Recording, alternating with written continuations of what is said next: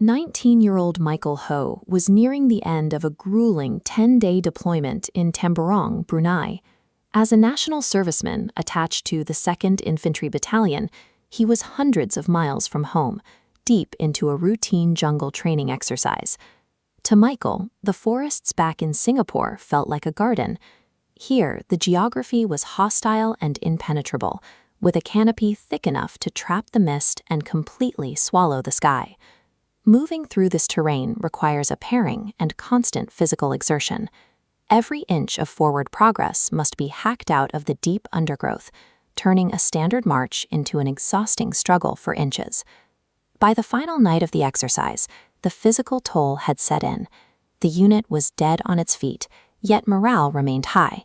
Tomorrow was the day they finally packed up and went home. When a soldier believes safety is just hours away, their mental guard naturally slips. In an environment this punishing, that lapse in focus is often the first step toward a life-threatening mistake. That night, a sudden thunderstorm broke over the jungle.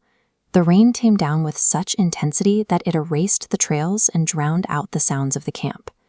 In the pitch-black chaos, Michael, acting as what he called a blur king, lost his bearings and drifted away from the rest of his platoon.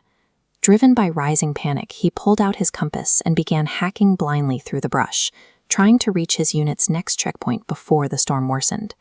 His foot caught on the unseen ground, and he plunged abruptly into a deep, muddy pit. He screamed, but a massive crack of thunder completely swallowed the sound. The structured safety of the military exercise was gone. Michael was now entirely alone, trapped in a hole as the storm raged above. He stood up, waist-deep in cold, muddy rainwater. As he felt the dugout dirt walls surrounding him, he realized he hadn't fallen into a natural sinkhole. He was inside a military foxhole. Then he noticed the movement. He wasn't alone in the pit.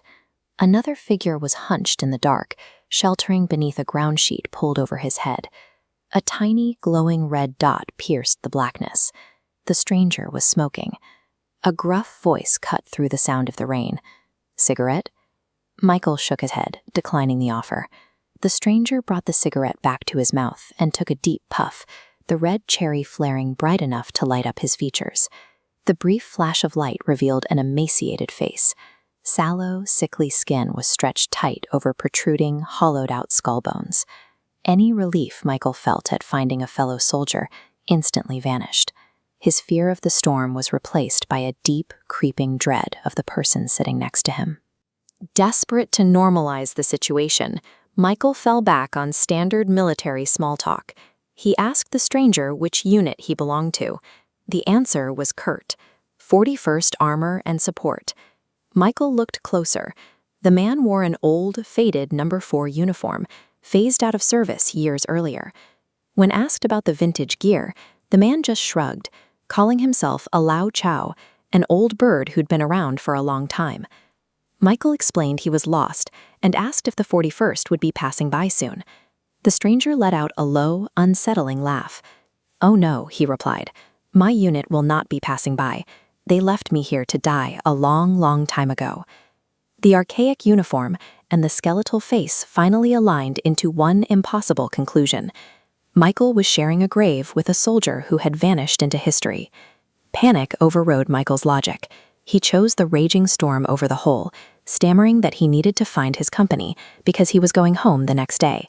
The entity turned away, a hollow, faraway look settling into his eyes. He told Michael to go ahead. "I'm never going home again," he whispered.